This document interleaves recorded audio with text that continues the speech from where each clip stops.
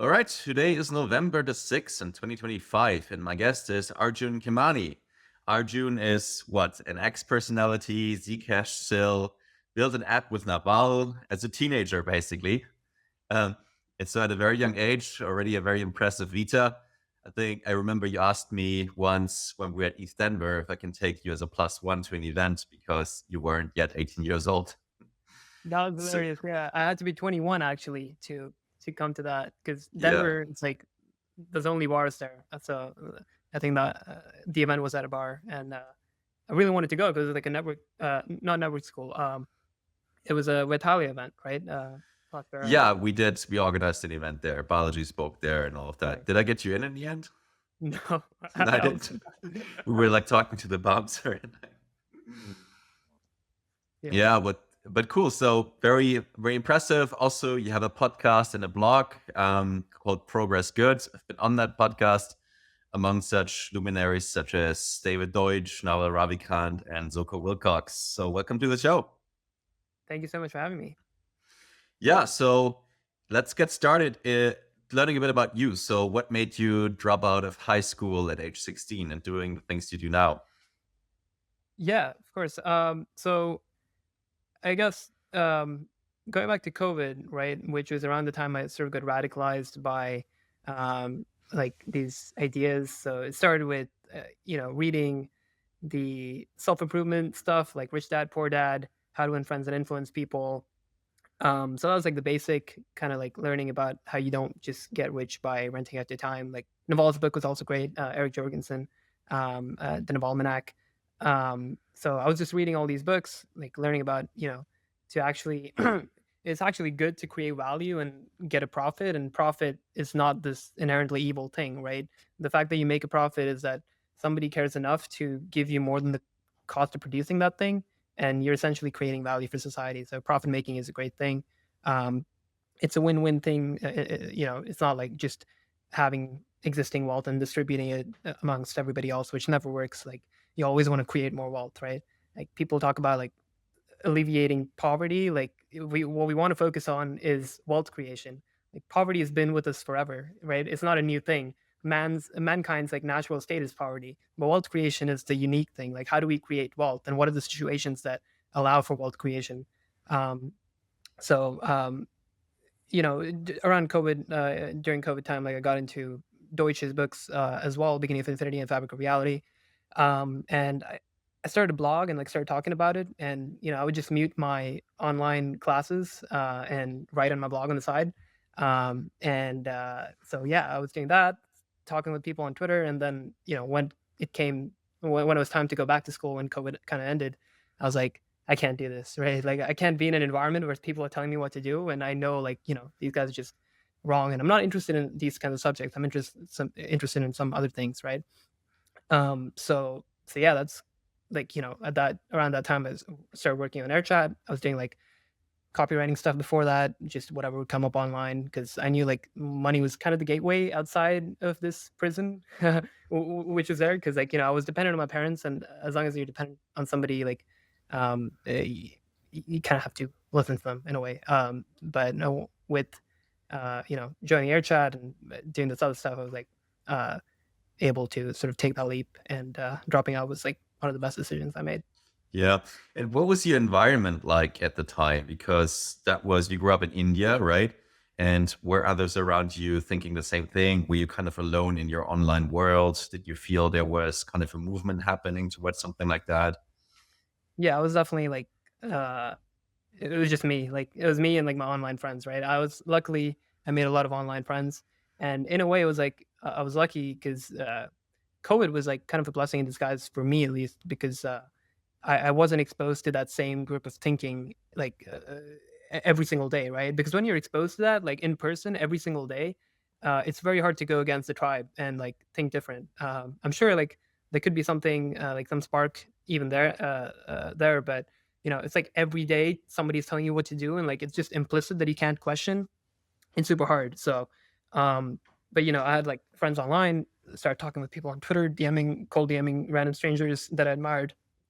Um, and so that was, yeah, I was super fortunate for all of that. And then, um, yeah, the environment in school was nothing like the imaginary, or like the more for me it was like more real, like, right, like the real world was like outside of school, and like the people online I was talking with, so that Yeah. world was just way better for me.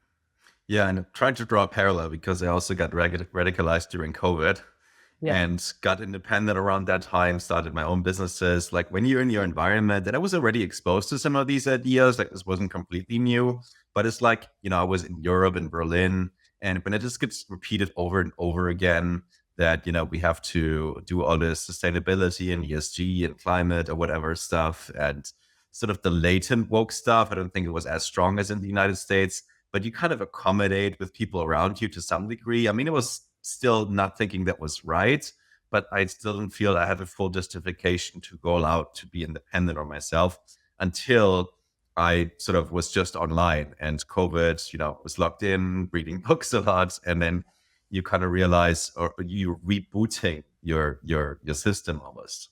Yeah, I think it's helpful to constantly do that, right? Like ideas can constantly be improved upon, and this is true in like all fields: morality, physics, science in general, um, and even art, beauty. Like you can always improve upon these things. Like what Deutsch talks about in the beginning of infinity. I love your sign, by the way. Next stop infinity. That's great. Right. You never reach that, right? Like you always working towards something greater and greater, which is like beautiful. Um, so yeah, Yeah, something I'm sure we talk about later, right? The name of my company, Infinita, actually comes from a very aligned philosopher, Michael Humer, similar in some way, but he was like the main influence for me during that time that made me, pursue some of these more radical ideas.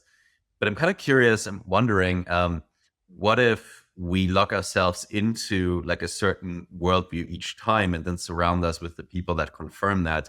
What allows us to kind of stay critical? And I think that's really difficult because you're also setting yourself up for certain incentives, right? So when you're in the Bitcoin world, and we'll get to Zcash, right? Then that's like the greatest thing, and you only think about the world in these terms, and the inflation, the monetary collapse, or whatever. But you don't look at the blind spots, right? And one blind spot is like the privacy part. But before we go into Zcash, kind of how can we stay critical and setting ourselves up for finding the truth? Or is it sometimes just okay to be like biased, as Palmer Luckey says, right? So I don't need to be like the hardcore, truth finder when I'm building a business or a product that makes the world better. I can be a partisan. yeah. I don't know the context in which Palmer Luckey said that, but I think only individuals can come to the truth. Like there's no such thing as a um, group truth seeking process, right? It's helpful for sure. Like I can have conversations with you, and like we can criticize each other's ideas, and like you know, um, it could either make our ideas stronger because we're defending those criticisms, or like it could weaken them, and I could adopt your ideas, right? So in that sense, it's like you're sort of learning from other people. But ultimately you're creating the knowledge in your own mind, so it's like a very individual process.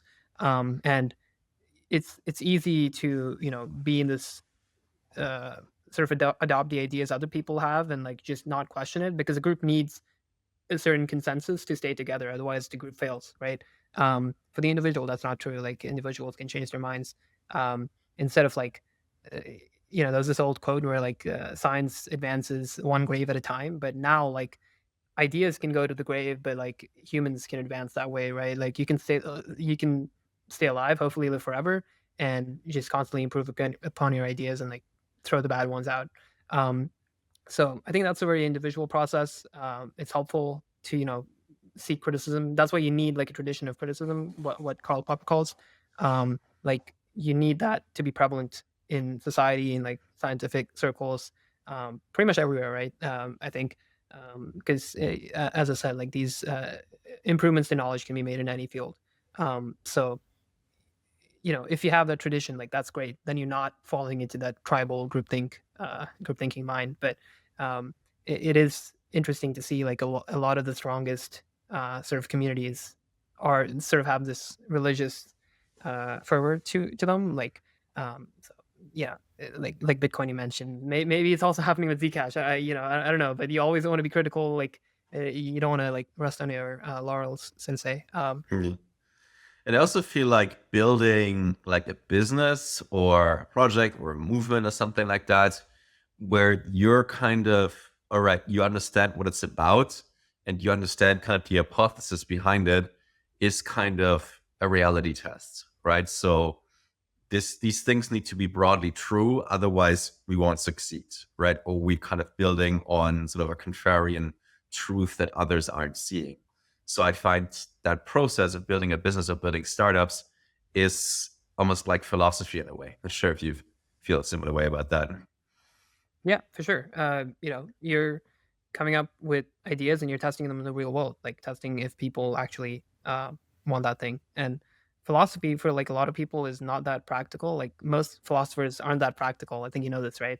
Um, it's for me it was like David. I know who's the philosopher you mentioned again? Michael The one Humer.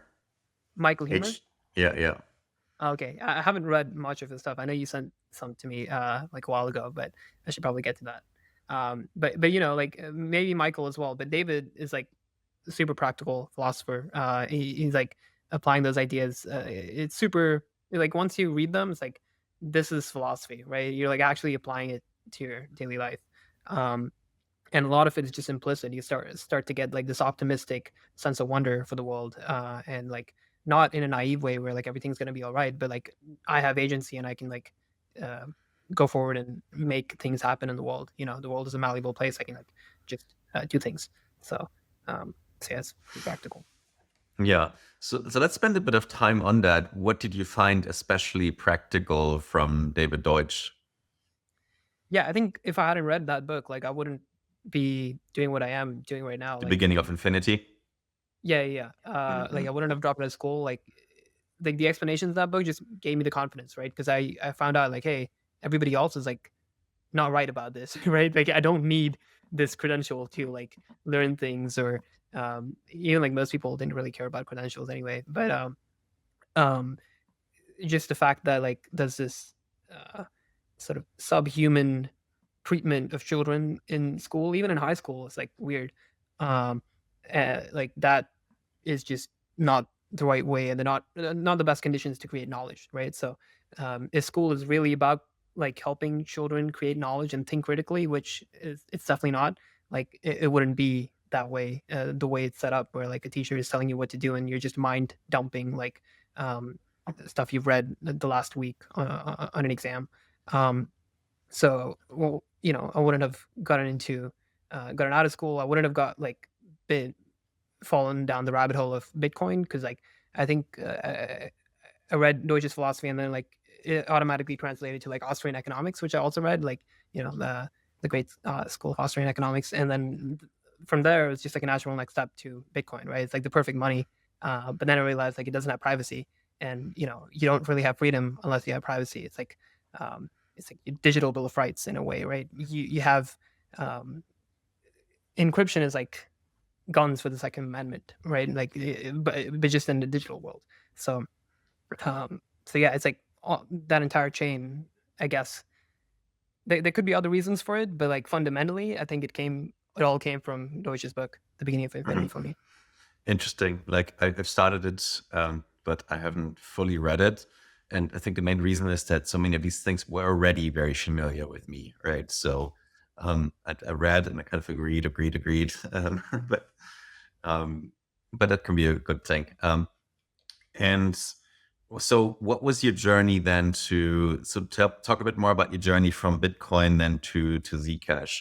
And maybe for listeners that don't know it yet, what is Zcash and Sure. why is it pumping so high? I mean, first of all, thank you because I ended up buying Zcash actually 4 months ago for serendipitous reasons. So I have some part in the upside. That's great. Great to hear. Okay, so two parts. From Bitcoin to Zcash. So Bitcoin is this amazing technology that lets people transact in a decentralized way, right? You don't need middle managers. Um, and the problem that Satoshi was solving was like people had tried to solve this problem before, of, like how to send money over the internet without middle managers. Um, and the main problem was like the double spend problem. Like, how do I prove that I haven't spent the same funds like that I'm not like just minting infinite coins, or like spending the same amount of money again and again, because Bitcoin is basically just a ledger, right? So, so yeah, to solve this problem of like the double spend problem, Satoshi came up with this transparent ledger. Like that he would just publish all the transactions on the web for everyone to see. And it's just like this indestructible ledger that's permanent and forever. So you know that people are not double spending their coins, and not minting infinite money. So that's why the 21 million hard cap as well. So the fact that it's a transparent ledger, it's like a massive nightmare for privacy, right? Like if somebody finds out your identity, like if I sent you a Bitcoin, um, you would know my entire previous history, not just like governments, right? I know you're a good actor, you're a friend, but if I'm sending it to somebody else like that I don't really trust, he could tell other people about it, right? And he could find out like my entire transaction history. And with AI, this is all just going to be automated. Like it's just going to be super easy to just put in an address and literally get the location of the person who's living. I think like because everybody's doing KYC now. So um, Satoshi obviously knew about this. Like he knew the privacy flaws of Bitcoin. And if you go to the forums, there was this anonymous person who asked about like adding ZK, like zero knowledge proofs, to Bitcoin to solve this privacy nightmare, right? And Satoshi at that time didn't think it was possible to do that to Bitcoin. But in 2016, Zuko and like a few other great scientists and engineers came up with Zcash. I think it was called Zero Cash before then. And Zcash is just Bitcoin but encrypted. So it adds that zero knowledge proofs, which people didn't think was possible. But like Satoshi also recognized, like, hey, yeah, if we added encryption or ZK, this would make a better, more efficient Bitcoin. Just like it is aesthetically and morally superior, right? You're like encrypting your coins, and it's just Bitcoin, but with added privacy. So Yeah. uh, So maybe explain a bit zero knowledge proofs, but that's because that's the key here. Like for a Bitcoiner, is like, how does it like solve the problem, right? So because then how do you avoid the double minting or double spending problem, right? And I kind of remember Vitalik gave these like long lectures, like where he did like a lot of math in yeah, Suzaru, right? it's Because crazy ZK math, is, man. Yeah, yeah. yeah, yeah. Yeah. So essentially, what it is, it's proving something is true without revealing the information, right? Like without revealing the underlying information. This can be done in crypto, but like I could prove to you that I am over 18 years old without showing you my passport using zero knowledge proofs, and you would trust the proof. Like you're not trusting me, you're trusting the proof. Um, and so you're trusting math essentially, and this is all open source. Like Zcash is open source, you can go check it out. So essentially it's just a way to prove that you're not double spending your coins, um it but without revealing that underlying information. Amazing. So, describe a bit more what that means for the user. Because for a while, I think the user experience was a bit different, and people might have used Monero, and like user experience wise, that was a bit difficult. Like it takes very long for transactions to take place and things like that.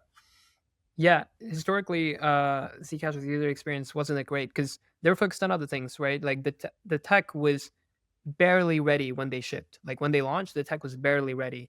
And they started off with a trusted setup, which essentially was like a ceremony where you had to trust like five people to destroy certain keys. So to make sure that the coins can't be infinitely minted.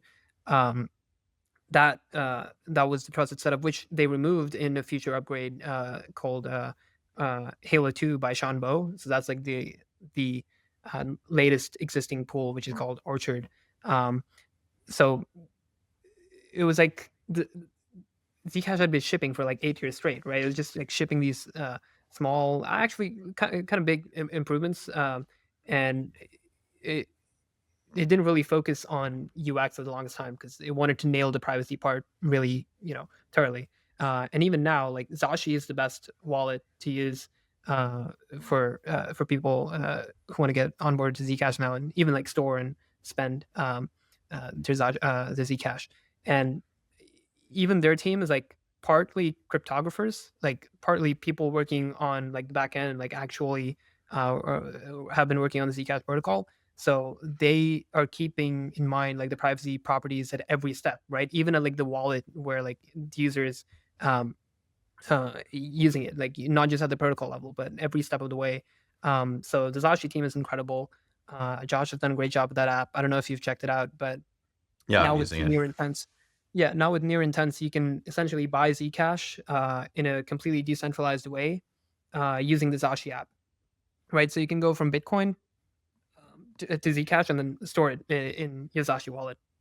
And you can also go the other way around. So you can go from like Zcash to Bitcoin or any other coins, like any major crypto, essentially to Zcash or the other way around. And you're essentially going into a black hole and coming out of a black hole, right? It doesn't really work if that's your goal to like sort of just go in and come out. Like that doesn't leave the trace because people can still like make it out, especially AIs. Like they'll come online and just be able to track that. But um, privacy comes from like funds at rest. This is something that Zuka says, right? So the longer you stay in the shielded pool, like the longer you saw from Bitcoin to Zcash, and the longer you stay in the shielded Zcash, like that's the better for your anonymity. Mhm. Okay, so give users maybe a quick 101, right? Because um, users might be like buying Zcash on an exchange and send it to their Zashi, right? So you just said that this is basically defeating the purpose, right? So you should natively go to Zashi and there work with the near intents that are offered to you. And what if you already have Zcash that you bought somewhere on an exchange? How do you make sure that you can use them while preserving privacy? Sure, that's fine too, right? So what you would do first and foremost is like withdraw from your exchange and withdraw it to your Zashi wallet. You'd have to probably withdraw it to a T address, and then with Zashi you can just like one click shield it, right? So once it's shielded, it's like nobody knows where it is, right? Like it's just like um, amongst the um, gosh, I don't even know how many shielded coins there are now, like 5 million, right? Right, like there's like 5 million shielded coins now. That chart is going parabolic, thanks to Zashi in part. Like mostly it's Zashi. Um, and so once you shield it, right, you're like getting the same privacy features as everybody else. Mhm. Um, But you still see the inflow on y- the y- exchange, or yeah. Mhm. yeah, so with the exchange to a T address, but then once you shield it, like it's amongst all the other coins. So Mhm, mhm, mhm. you're getting maximum privacy guarantees. But obviously, you're sacrificing in privacy once because on an exchange you probably done KYC. So, but after that step, it's all private. Whatever you do in the shielded pool, it's like nobody can trace the fact that it came um, from an exchange and where it is like after a while. But you know, that, for some people that's an easier option. For other people who are like crypto native, like the easiest option is just download Zashi, swap whatever crypto you want or USDC for Zcash and stay shielded. Okay, amazing. So um, maybe describe a bit sort of the upside of Zcash working, right? So who would be wanting to use it? Is there a case for replacing all of Bitcoin? Right, because we know there's kind of some practical trade-offs with privacy with institutions and things like that, right? So or maybe in other words also describe kind of, are there kind of edge cases where like, okay, won't work for that, like people still want sort of um some of the convenience of some intermediary or their ability to like I'm trying to think of examples, but consumers often just give up for privacy all the time for convenience. Yeah, I mean, I don't think that trade off is a necessary trade off. At least not anymore with Zashi. Like it's totally convenient to just stay private. About the institutional side, that's why like I'm starting to like transparent Zcash now, right? Because like I'm seeing like this, it allows for like increased like pluggability into other systems and like you know stay listed on exchanges and um, it also you want like things like the near intense address to be transparent, right? You want to know like when I'm like passing my funds through a decentralized exchange like that, like I need to know like where it is exactly. um So in that sense, like the optional transparency, I think is pretty nice. And then, um, honestly, I don't think actually it's actually super easy to use Zcash in a completely shielded way and like to not mess it up, right? Because like that problem is a wallet and UX problem, not a protocol level problem. So Zashi's awesome. I'm sure there's going to be better wallets. Just more and more wallets coming up that are um, also making privacy the default and just super easy to use on Zcash. Yeah, I think it's a bit symptomatic that I can't think of good counter examples where not to use it, right? Because someone was asking Vitalik the other day, well, don't want institutions the transparency, right? Because they're like regulated, audited, or whatever, and therefore will reject it or fight it or whatever. And then he also said, well, there's also many reasons for them to want privacy and not others not wanting to know. So I think Yeah, personally, institutions yeah. could have, Personally, I yeah. want governments to be transparent, right? if they're getting our if they're getting taxpayer money, like they should be transparent and like we should know every single dollar that they're spending. And individuals' lives should be private, right? Like it's completely flipped at the moment where it's like the government knows everything individuals are doing, but we have no idea where their money is being spent, right? Like largely, and how much, So I want like transparency for nation states and the government, and privacy for individuals. And people like Zcash gives you the choice, right? It's like you don't, and there's other protocols as well. So like I don't think it's just going to be a world with Zcash. Like there's other monies that Zcash will compete with some of them, and others will just complement it. So yeah. Yeah, so there's some reasons where you want transparency by choice and by design, right? Mhm. But sort of always having the option to go back to private is what sort of keeps the bad actors in check. Yeah, and you asked like who would benefit from privacy, right? I think it's like I personally think it's everyone, but the more sort of the subtle ones would be like people saying biohacking or these cutting edge new technologies that are not able to get their stuff funded, just because it's like it's new, people don't trust it, and you're able to just fund sort of the renaissance privately, right? You're able to like a scientist is able to pursue dissident ideas, artists are able to do so. Like you're just um, whenever you're being watched, you're not going to be authentic, right? It's just you're free when you suffer. Um, so I don't know where I was going with that, but as an individual, you're um, I think authenticity just comes from privacy, right? So you're going to be um, being your most authentic if you're amongst like a group of people you trust, let's say, or just like alone. And that's when you're most creative as well, because you're not creative when somebody's telling you what to do and like what you can't do, right? Like putting you in boxes. So for the growth of knowledge, like in those sort of terms, like I think uh, privacy is like a huge accelerator for that because And then sort of the convenience and UX part. So is it possible to use stable coins or USDC and something like that on Zcash? not on Zcash, not yet at least, but you can swap from Zcash to USDC on your intents, Hmm. and even my protocol, which is a fork of Torchain, I believe. And you can spend that money. So like it essentially come from a black hole, right?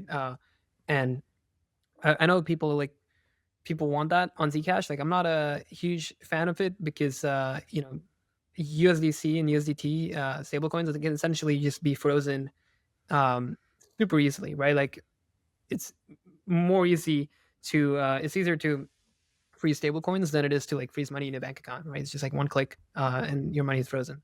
So I'm personally not a fan of that. I want you know uh, the tech we're building to compete with centralized money, which was never the goal. And we people will say like there's arguments of like you need to sacrifice on your ideals to sort of uh, get some adoption first, and then you can think about it Yeah. later. That then you can pursue your principles. But I'm not a fan. Could be a ZK native or decentralized stablecoin, right? Or I mean, the thing with stablecoins in general, it's if it's not a stablecoin, it's difficult for like businesses to adopt it, right? Because you have like the volatility in your wallet, and especially if you're like a low margin business or whatever, then that's adds a lot of uncertainty to it. Yeah, I mean, I do think the swap feature is incredible though. So Mm-mm-mm-mm. is that. You should just get the USD. But that means it's also kind of a store of wealth, at least for the foreseeable future, right? And not so much, a means of payment and things like that. Yeah, I think it's both. It you know, people say Bitcoin is digital gold, but gold is private, at least, right? Like Bitcoins are private. So I think Zcash is more digital gold than Bitcoin. And it, historically people have stored large amounts of wealth privately, right? They have like trusts, and um, you're not flaunting your net worth every time you make a transaction, right? That people have like a large stashes of cash or gold uh, hidden away, and so that is essentially what Zcash is. Like it's a Swiss bank account in your pocket. But you also say it could be, or you want it to be, a means of payment. Yeah. So I don't know if you've heard of Tachyon, but this is Sean Bo's project, who I think is like one Mm-hmm. of the greatest cryptographic engineers alive, maybe ever. And he's working on a way to scale Zcash to billions of people, right? With Mm-hmm. Tachyon. And there's this problem with like ZK systems don't scale because you're appending the nullifier again and again. Nullifier is essentially um, I think it's like proof of the double spend. The double spend problem we were talking about is essentially like the proof. So you need to keep adding that in the wallet. So, so that every time you're making a transaction or starting a new wallet, like your wallet needs to download all the previous nodes.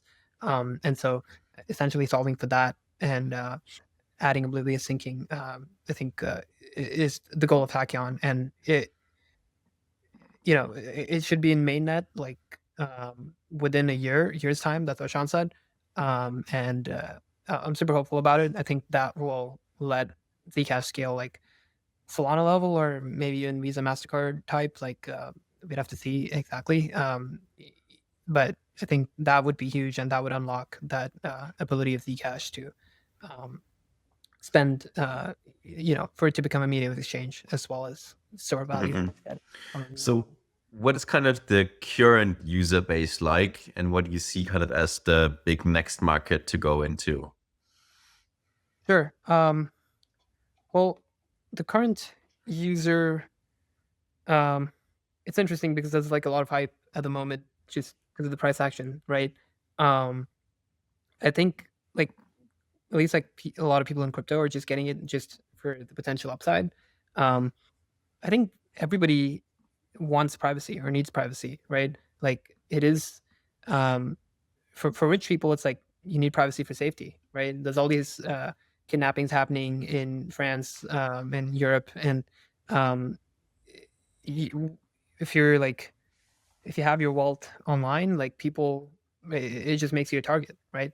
And so for rich people, it's like it's just privacy is a means of safety, and for people who don't have a lot of wealth, it's also like you need it for survival, especially in like um, countries that are in debt spirals, right? Like seizing assets, and Europe is like trying to eliminate any form of privacy at all with CBDCs. This is like the fight back against those bureaucratic systems and people who don't want you to have any freedom. Mhm. And I wonder kind of if there is kind of any sort of civilizational or distributional tension, right? So what I mean is, when you have a lot of wealth, you do want to keep your wealth, right? And when you don't have a lot of wealth, you elect Zoran, right? And you elect someone who is like, you know, trying to tell you they can give you free stuff or whatever, right? So I wonder if there's sort of an analogy with privacy, right? So, because if you don't have a lot, there's not a lot that can be seized. So you're not that worried about things being seized. But you kind of want to know transparently kind of what others are making and look how much they're making and we should get that money or whatever. Yeah. About your analogy, I'm not sure if I entirely agree that it's like if the people who don't have uh wealth are like Zoran or like want to get money from the rich people because that is the result of like a misconception, which is Marxism, right? The idea that rich people got rich off of stealing from you. Um, if anybody has that idea, that could be a rich person as well, right? If like literally anybody has an idea, like they would be against, or they would be for like wealth redistribution, and like taxing the rich more, and distributing it amongst the poor, because then it's like if that's your premise, like then you think that, oh, it's my right to to get that rich person's money, right? Because they got rich off of stealing from me and from other middle class or working class people. But that's just not true. Like that's just a Marxist misconception. Um, and the way we actually create wealth is, by selling products and services that people actually value, and entrepreneurs make a profit from that, which is fine because they also took the risk, right? And they put the capital there, and the division of labor, that was part of it, and everybody got paid. It was a Yeah. voluntary contract. Yeah, I So was kind of riffing off of the Mitt Romney quote, right? Like the 47%, right? So it's not just Marxists who believe that. Um, I think the truth is a bit more complicated, but what I think is true is that most people in general have an anti-market bias and don't know how markets work. And therefore, they are kind of vulnerable to populist explanation of what kind of needs to be done and things like that. So, and especially in like populist or large scale democracies, there is probably some effect of that, or at least I would expect that there is sort of a lot of that rich people are a target vector. Like whether or not that is explicitly by people who have less, that's a part of it for sure. But also like other rich people who want to like seize power or whatnot, sure. But you're definitely an attack vector, right? And yeah. of course, this makes you more safe or whatever. But I wonder kind of what the threats are to privacy and to making it succeed and how to kind of overcome that. um, the threats to privacy, I, I don't know if, I mean, I think mostly it would just be those that you know don't want people, or in a way it's the governments, right? Essentially. um yeah, I don't know if I want this on air, man. I've already made myself too much of a target talking about this stuff. But let me try and phrase this properly. We can cut any part, right? Yeah, sure. Cool people. Yeah, yeah. What makes privacy a threat?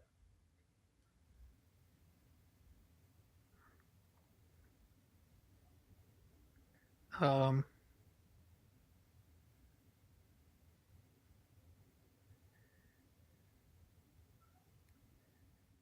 I think sort of everybody wants privacy for themselves, um, but wants other people's lives to be transparent, right? It's kind of like the selfish thing where, like, yeah, I want to know how much money they have, but not people shouldn't know how much money I have, whatever. Um, so, but you realize that the world is a better place if everybody's able to be maximally authentic and maximally private, right? And people say that, oh, it's just going to be used for bad things, like criminals are going to use it, but criminals already do bad things and they do it without Zcash, right? Without privacy coins. Um, and some would say that there's always going to be uh, those kinds of people in society. I'm not sure about that, but as long as they are, I think what privacy and Zcash would it would do more net good than harm, by allowing people who are like suppressed or not able to Yeah. spend money transparently, without like disapproval and without constraints in their way, it would allow those people to Yeah, yeah. I follow mean, if their you're not gonna say it, I'm gonna say it. Taxes. next. So, I mean, feel free to like deny or whatever, and not comment. But I think in my world, taxation is theft, right? So you didn't consent to it, and you're getting a bundle of services that you didn't ask for. You can't get a refund, right? I'm not advocating for like skirting taxes or whatever. That's typically that's very unwise, right? So don't do that. But at the same time, there's a big world out there. There's other jurisdictions, and there's like lots of legal and whatever. And rich people are thinking about putting their wealth offshore all the time. I think that's not a bad thing. That's a good thing, right? So I'm not against that. Like in general, there's like two conclusions you can draw from seeing like rich people taking their wealth offshore or whatever and trying to exploit tax loopholes and all of that, right? These are not like criminals. They're exploiting like legitimate, like legal options, like jurisdictions like Dubai and whatever. But there's two conclusions you can draw from that. One is nobody should be able to do that, right? So we should all be the same. Or you like, let's make this more accessible to more people, right? Right. So especially for people that are not yet that wealthy and who could gain from that actually for more wealth creation. Like I'm trying to, tell people that all the time, like, look, you are not owed some of these taxes, like especially some, people that are living abroad, like you're not a resident in the United States right now. You're not obligated to pay these taxes, and it's totally fine to like use these kind of legal options, see how you can go into other jurisdictions, optimize your setup, spend time in this jurisdiction, get a bank there, do this crypto or do this and that, right? So I would definitely encourage more people to explore that option space, and Zcash is a totally legitimate option space in this case, right? For sure. Yeah. Do anything to minimize your tax rate, legally. Don't get yourself in trouble. Like I agree with you. Taxation is immoral, and the idea that some people or have a right to your money is completely ridiculous. Like that is not true at all. Everybody's like on their own merits. That's what makes greatness such a great thing, and I like it's kind of frowned upon by some people, like to be great.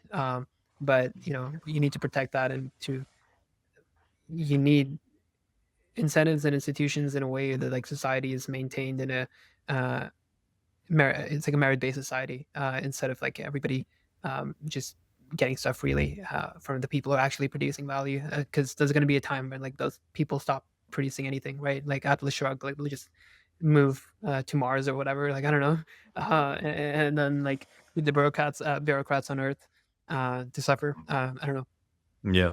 And it's also like, I also kind of like and I'm okay with taxes when they're voluntary and opt in, right? That's why yeah, they're It's user like use fees. charity, right? It's like funding charities. Like that's yeah, I'm totally fine with that. Yeah, I mean, you could kind of argue, you could argue that like when you moved to Dubai or Singapore, you opted in and voluntarily consented to these taxes, right? Uh, But there's still like the native residents or whatever. For them, it's kind of mandatory and whatever. They didn't consent to that, so it's kind of mixed. But it's still like the fact that you have that option and you go somewhere, you kind of do consent to it. I yeah, mean, that's why I'm personally I'm in. Huh? most people don't know about this, right? Yeah. Like, actually, I think for Americans, you get taxed on your global income, which kind of Yeah. sucks. But like, if you're not American, like, you can just move to uh, places where that are great. You don't have to even like stay there the entire year. Like, there's some bracket that you need to stay. And if you're doing things right, there's like infinite. Like, there's a lot of ways where you can save on taxes and also lead a better life, right? Yeah. Like a lot of American cities aren't that great to live in, personally, I think. Yeah, yeah. And that's why I'm also in Prospera, right? Because there's like 100% opt-in, right? Nobody has ever been forced to be in there. Everyone signed like a voluntary opt-in social contract and agreed to pay these taxes. So I'm very proudly paying my taxes there because I think that's kind of a voting with my wallet for an opt-in and voluntary system. Um, this might be a bit of a not sure if you're able to answer the question, But I'm kind of curious if, you know, between sort of internet native companies or internet native wealth storage, right? So you don't need a company to hold Bitcoin, right? So it's just like internet native. Um, and sort of a real world jurisdiction company, say you're incorporated in Dubai or Prospero or in the Cayman Islands or whatever. In this world of Zcash or of privacy, do you need kind of these real world jurisdictional shields for some things? Um, you mean like countries having a Zcash treasury? Not sure if I get. For example, yeah, I mean, the question is kind of like, I agree with the idea that we should have like internet native companies, like why you incorporate in the Cayman Islands, like a physical place, right? But like their rules are virtual, like you're never there if you've incorporated a company. This is completely digital, right? So in the future, I think it will be the norm to have like a company on the internet. But I think in the meantime, in the real world, for the foreseeable future, that sort of jurisdictional norm will still at least remain for a foreseeable time, or at least during a transition period. So I'm wondering and I'm asking this question because I'm thinking all the time, like, what are good use cases for some of these jurisdictions, like Prospera or the Catawba zone or the new digital economic zone in Argentina, hopefully. Like, what are use cases that they could provide like a valuable product for if you have the ability to use them? Hmm. I mean, as a business, you could accept Zec, right? So um, you could accept Zec and report it based on whatever your laws in that jurisdiction are. So I don't Might be as think, simple as that, right? Right. When you were your business and yeah, you want to accept Zcash, then you want a jurisdiction that is accepting Zcash kind of as a treasury or as a mhm. unit of account and all of Technically, that. I think like any business can accept whatever, right? They could accept apples for payment, right? And then they have to convert it to USD and pay taxes. Hmm. But technically, you can accept whatever as a business, I think. Yeah. Right. So, anything else you want to say about privacy before we move on? Um, no, I think it's super important. I think people don't really think much because they don't see the information leakage in their everyday lives, right? You're like paying with a credit card, but you're not seeing um, all that information leak and like how your credit card is getting that information. And um, you don't think about it until like something bad happens and like you get pulled over for something and be like, hey, why are you spending so much money on this, right? um, and maybe if your country is going through a rough time and then uh, I don't know, you're buying something semi lavish and then the government's like, we're going through a rough time, you shouldn't be spending that much money for yourself, like don't be selfish, right?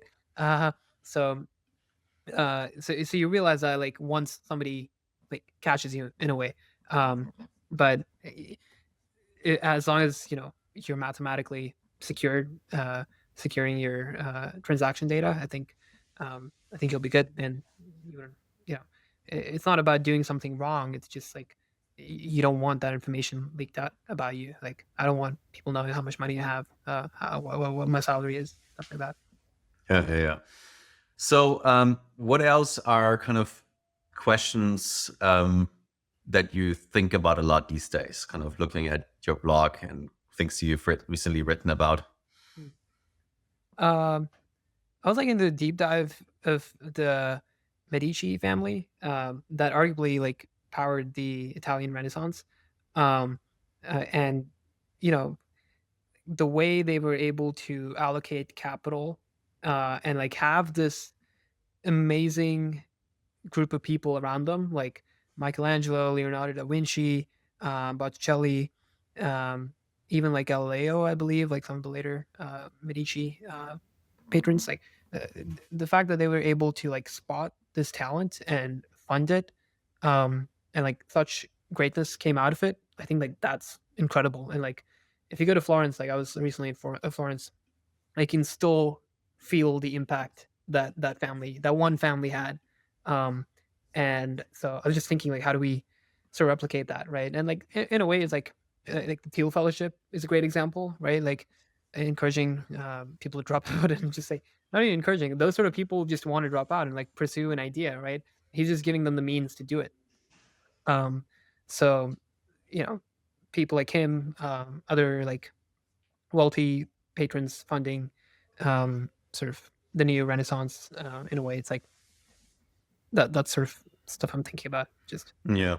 So the learning is that it's really, small groups of people, or sometimes even singular people, that have an outsized impact on the history of the world, right? The great man theory. yeah.